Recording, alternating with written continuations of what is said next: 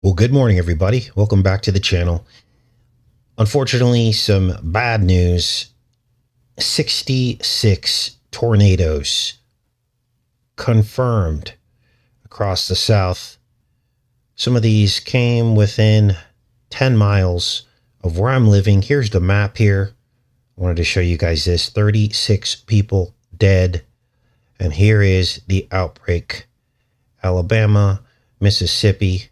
Mississippi got hit the worst, it appears.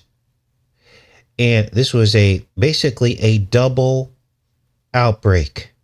And we know the 66 number means double. It means twins. Now I'm up here in northern Arkansas, and there's a range of mountains right about here that kind of blocks the tornadoes and makes them go around, because tornadoes follow the path of least resistance. So I was safe, but within about 10 miles of where I live, this pocket of outbreaks happened. And then, of course, up into Missouri. Missouri got hit hard as well. Again, 36 people confirmed dead and countless injuries. So this is bizarre, isn't it? The number 66, the twin number, and twin outbreaks. This one happened first, and then the one down here in Mississippi happened the following day, or the next day after that, March 14th through the 16th. What a weird matrix we live in, you guys. Now, prayers for all of those who lost their lives and property and who were injured. This is not a good thing. As we understand, these people are essentially creating this to sweep across the places where people are trying to homestead and get out of the matrix. They don't want people doing that. They want you in a city. Notice how these big cities never get hit by tornadoes. Ever wonder why that happens? When's the last time you heard a populated metropolitan area getting hit by a tornado? Should tell you everything you need to know. Now, I wanted to start out today's show with a couple of clips from Person of Interest. Been getting through this series. It's been kind of slow going this first season. Not too much revelation going on. One of you suggested I skip to season 3, but I didn't want to miss any of the nuggets. So let's take a look at these couple of clips. Analysts from the Real-Time Crime Center sent over footage from some of the cameras around Bodega La Nueva. So, of course, Person of Interest is about the surveillance state and an artificial intelligence that we thought sounded a lot like Trump's Stargate AI that is being built as we speak. We already know that his tech billionaires have admitted that they want to surveil us. Look up Larry Ellison's quotes laughing about how we're all being watched. Unbelievable. And so this Person of Interest came out in 2011, and they were already talking about all this. An artificial intelligence that can detect pre-crime. So listen to this woman talk here. Some? There's more cameras in this? Yeah, Mayor wants one on every corner. Well, no wonder I feel like I'm always being watched. I figured Hector's... He's feeling like he's always being watched, a camera on every corner. Now, back in 2011, this wasn't the case. Well, now it is. There's a camera on every corner. Let's listen to this next clip here. If no human sees what the machine sees, then technically, no one's Fourth Amendment rights have been violated. Why don't you just focus on your computer?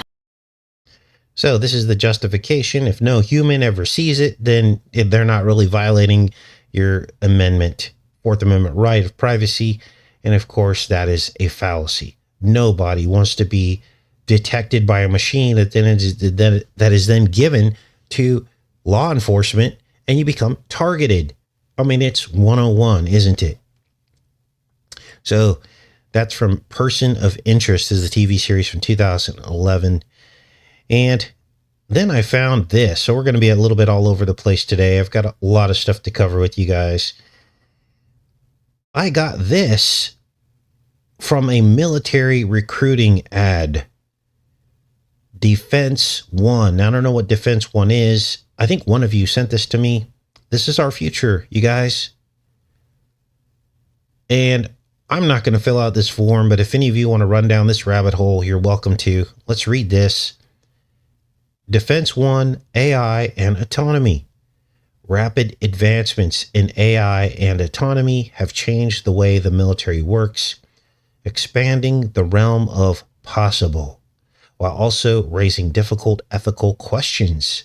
Learn more about the challenges and promise of these new technologies.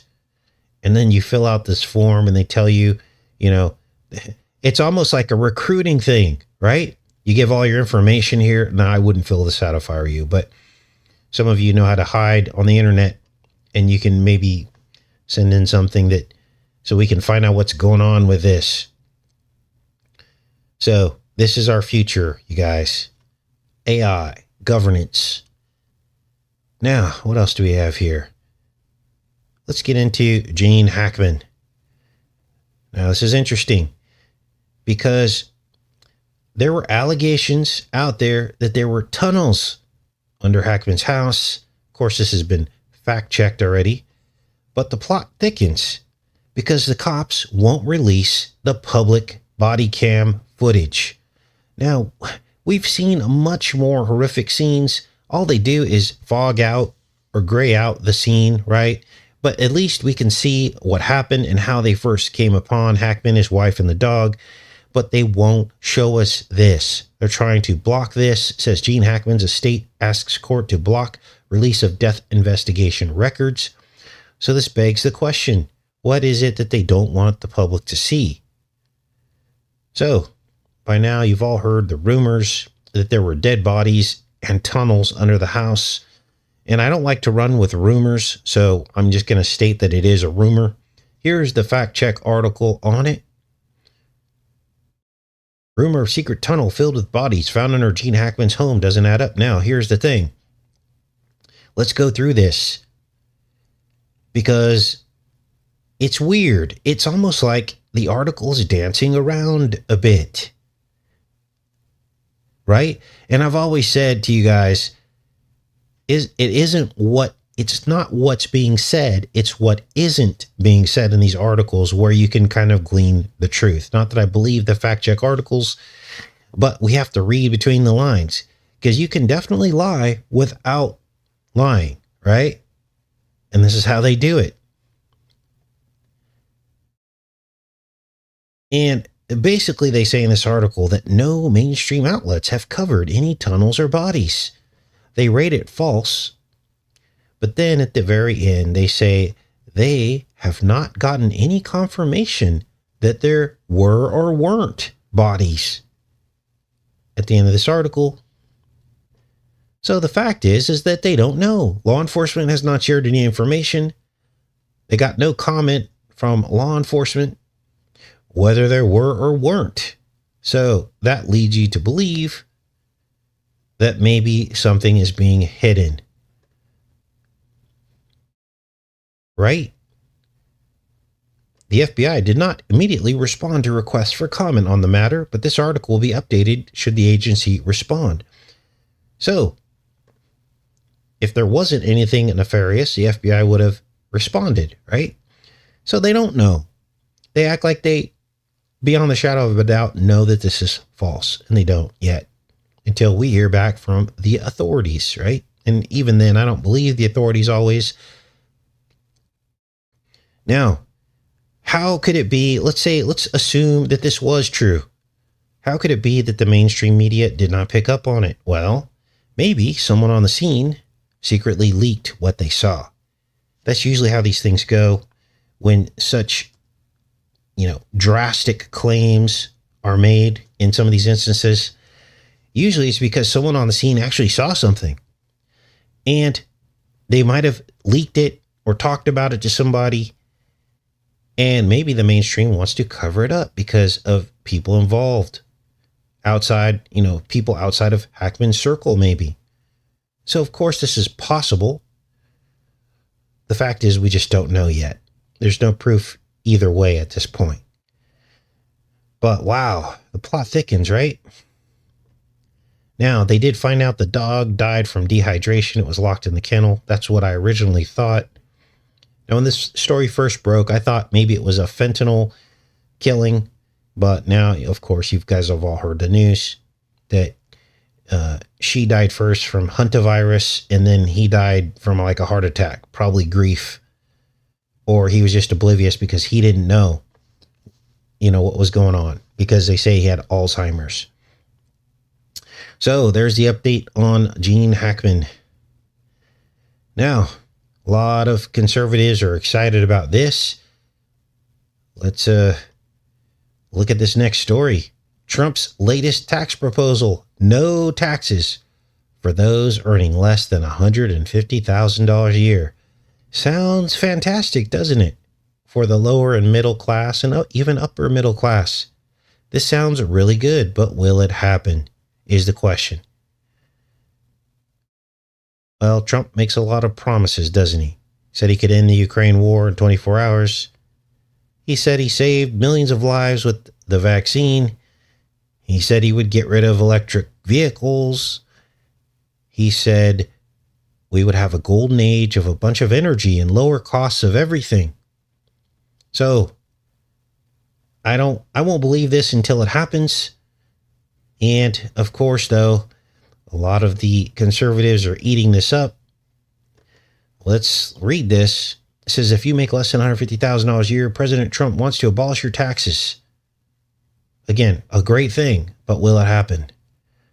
I know what his goal is. No tax for anybody who makes less than $150,000. That's his goal. That's what I'm working for, Litnick said in an interview. Litnick also mentioned Trump's plan to eliminate taxes on tips, overtime pay, and Social Security.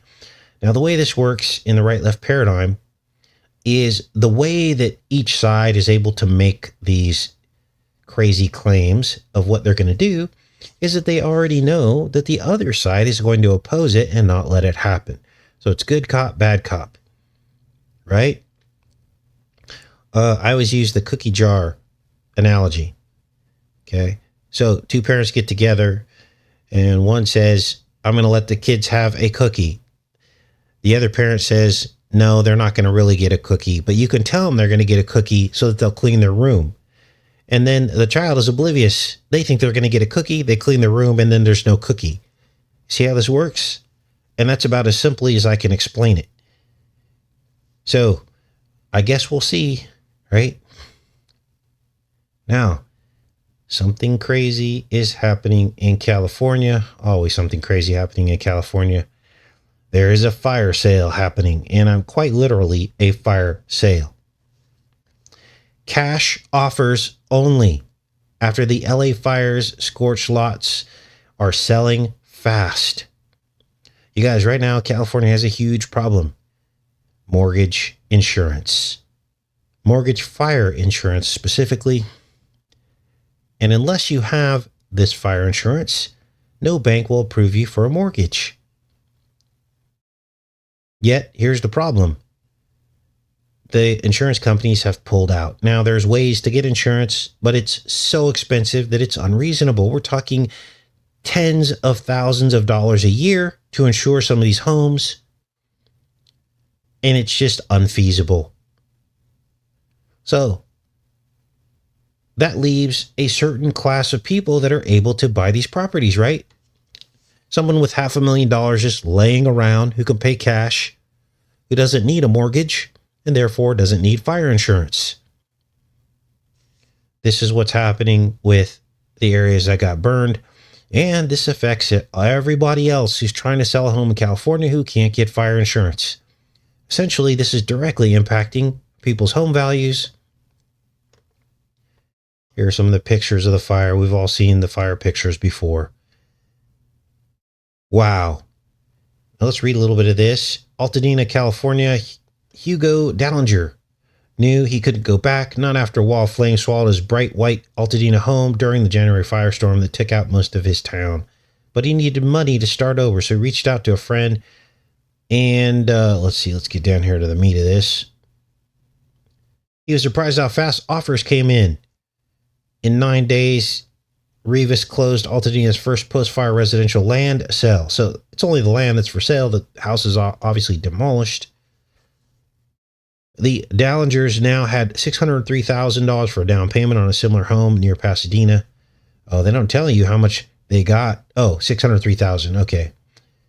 Wow. So here's what's going on, you guys. It's a fire sale.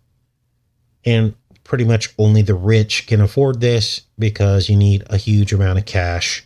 No mortgages. That's not good. Talk about gentrification. I mean, this is pretty much the worst case scenario. So what else is going on, you guys? Speaking of fires, I had a couple of somewhat angry commenters on the video from yesterday or the day before. I can't remember. Still stuck in the right-left paradigm, who thought I was defending the burning of Tesla vehicles at Tesla dealerships. And unfortunately, I didn't read far enough down in the article from the other day, so my bad. And of course, I don't defend the burning of vehicles, because if that was really happening, that would be domestic terrorism, wouldn't it? But then I thought about it. Magically, nobody is ever caught on video setting these vehicles on fire. And now, of course, since we started talking about this, they have arrested some people. Here are the people that they've arrested. I think we were talking about this on the show. We said, oh, the minute we say this, then they're going to magically show us people that got arrested. And of course they have. 2 days ago, these are the guys. Look at these guys. Something is not right about this. All white males, about the same age. We don't have any people with purple hair setting these things on fire, tattoos, piercings. It seems to fit a profile, doesn't it? The domestic terrorist profile. The average white male.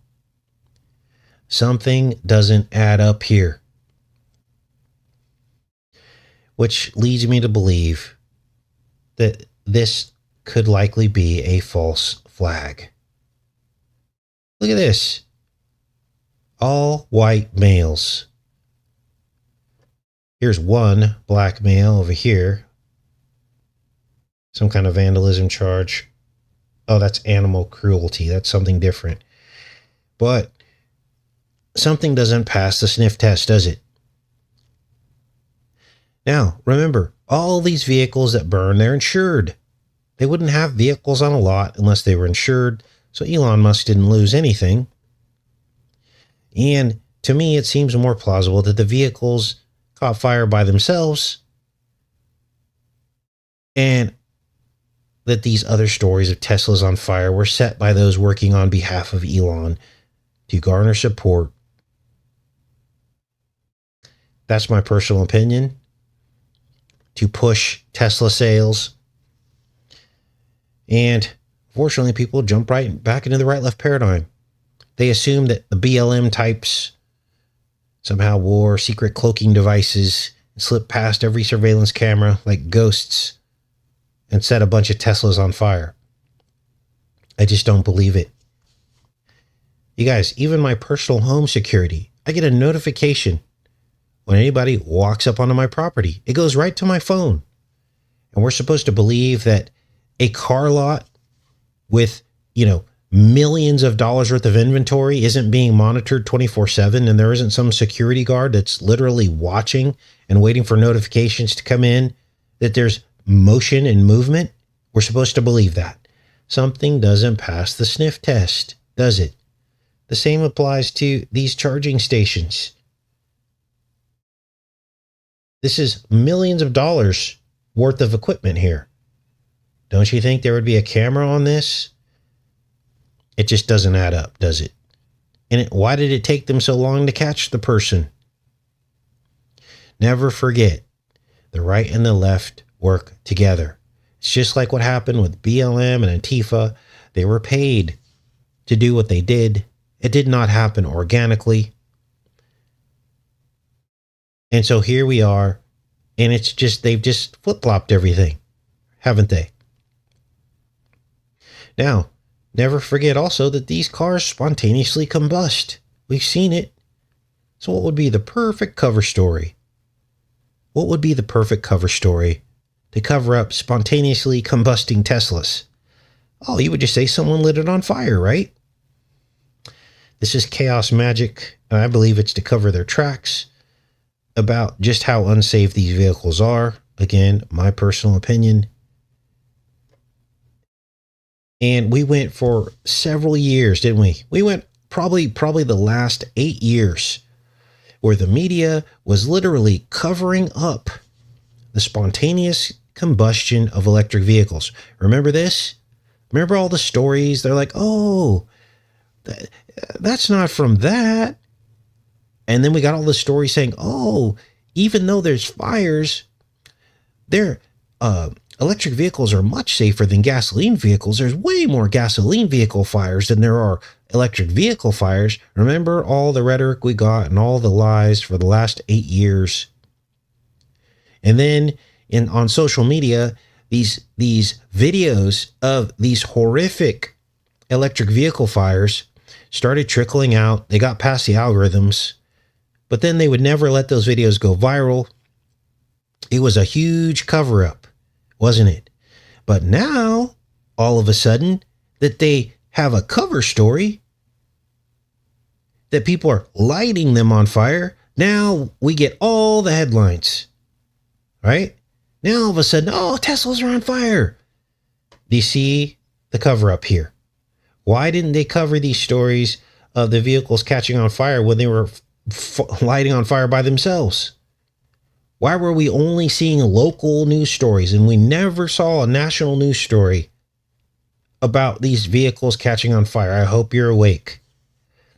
I hope you're awake. Now, for those of you that come to this channel and those of you that are new, we use critical thinking to read between the headlines because these people aren't going to tell us the truth. And I just gave you one solid example of how they cover things up.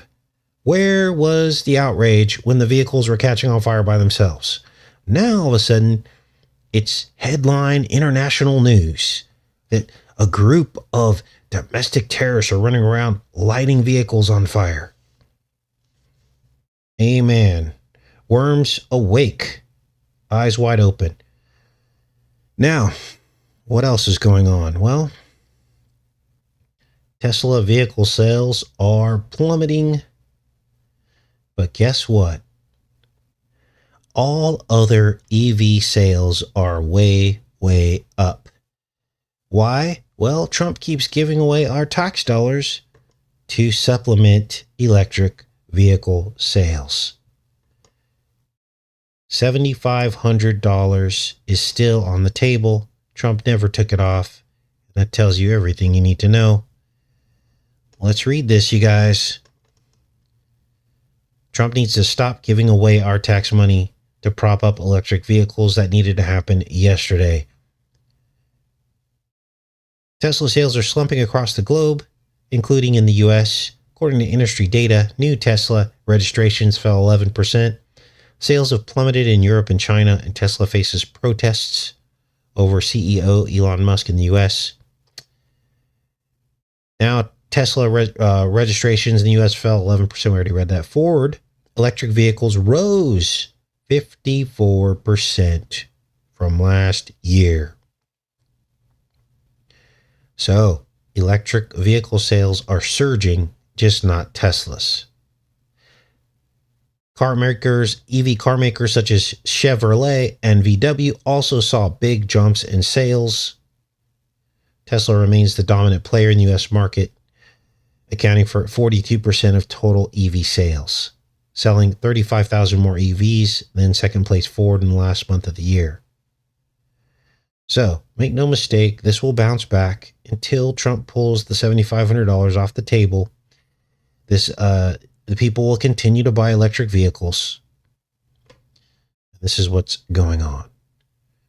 So, this proves that the left-wing green agenda is still moving forward, with more people buying electric vehicles than ever before.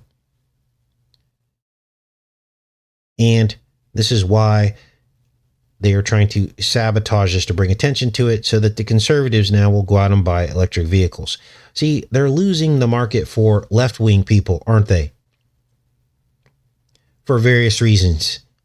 Because, believe it or not, the people on the left realize that electric vehicle technology is dirty as these lithium mines pop up all over the United States. And so now they're just going to sell them to the conservatives. And I believe this whole thing is like a stunt. So Tesla is like the sacrificial lamb to increase electric vehicle sales across the board. Now, to end the show today, we're going to get an update on the grease stain. We're going to do the grease stain tracker. For those of you that don't know, it's Ghislaine. We call her grease stain. Ghislaine Maxwell. Because I don't think any of these people are really in jail. I don't think they're really showing up to court hearings. We got no pictures when Epstein was in court. We got no pictures when Grease Stain was in court. We got no pictures when Diddy is in court. We get drawings. Why do we get drawings of these people in court? You guys, think back 10 years. They had whole, interviews with people in jail. Serial killer interviews. Charles Manson interviews. We saw so many jail pictures of these people. Why don't we get jail pictures of these people who supposedly did less than crimes, right? They didn't kill anybody. Well, I know they did, but that's not what they're being accused of. But yet they'll show us a serial killer going to court all day long. Watch. Let me give you an example, just so you know I'm not making all this up. Charles Manson court pictures. I mean, look at this. Now, apparently Charles Manson didn't technically kill anybody. He led a group who kill people. Look at all these pictures of Charles Manson. There's like one or two drawings in here, but we've got all these pictures of a killer or a person that led other people to kill people. And we all remember the serial killer woman who they did the documentary on all day long. Interviews. I hope you're getting the picture here. Now, some people said, oh, it's because of the New York laws. Oh, don't you think it's convenient that New York was the only place in the entire United States where they extended the statute of limitations for these kinds of crimes? And then they just so happen to have a law where you can't even see these people being accused in court and kind of watch the process. It's a huge cover-up, in my opinion. Now, here's all we get. We get these mentions every so often. I did a search on Grease Stain Maxwell. I wanted to know what was going on. I wanted to know if there were any pictures released. And they don't ever release any new pictures. It's just a drawing or someone who you can't really make out that it's her. Looks like some kind of body double. So all we get is this kind of stuff. Scandal. Apparently, Canada's next Prime Minister, Mark Carney, has been pictured with Ghislaine Maxwell. Let's see if we can find the pictures down here. Here he is here with Grease Stain Maxwell. And this is what we get. We get drama. Now, of course, this isn't going to affect this guy. He's already been elected as the next prime minister, so who cares if he was pictured with Grease Stain? But this is what we get, right? Here's one of the only pictures that they show us. And this, to me, this doesn't even look like a real picture. That obviously does nothing. That could be a body double. Of course, Trump was with her. All these people are guilty. All of them. Clinton's, Trump, Prince Andrew. They're all guilty. Okay. So there's the update of what's going on, you guys. Let me go back into the chat. You guys have any questions? Anything you want to talk about before you pop off of here? Welcome to Clown World, right? Nobody elected him, said Joe. Thanks, Joe. Maxwell was a kung fu teacher. Oh boy. Here we go. This is actually my favorite part of the show. getting your guys' reaction to some of this stuff. They're all guilty. It's the biggest cover up in U.S. history. We got 3 people. We got Diddy, we got Grease Stain, and we got Epstein. And we're supposed to believe, of all the people listed in those black books and lists, that those are the only people that did anything wrong? Of course not. There should be 5,000 arrests. Judges, senators, presidents. Never forget how corruption works. All these people should be in jail.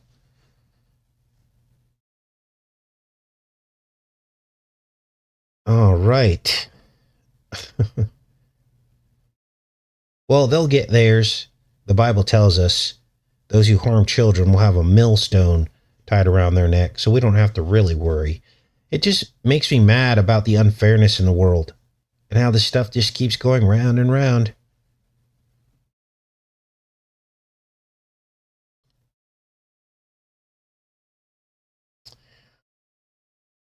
All right.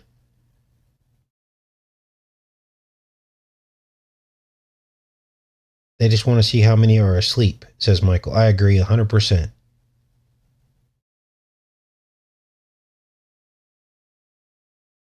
Charles Manson's was at Boys Town. There's a photo of him with a famous priest, says Sarah. Thanks for that intel, Sarah. Katharine Hepburn's boyfriend played in the movie. They won't arrest each other. It's a game. Yes.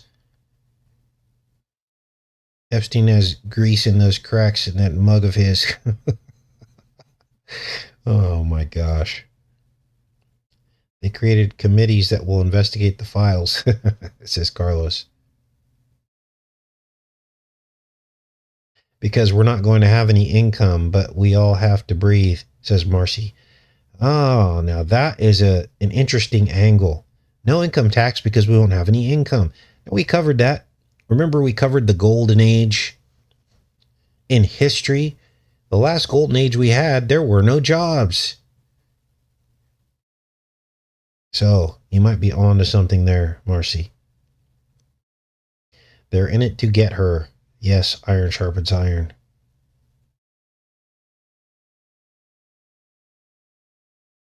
Maxwell's sister teaches at the university 20 minutes away from where I live. Wow.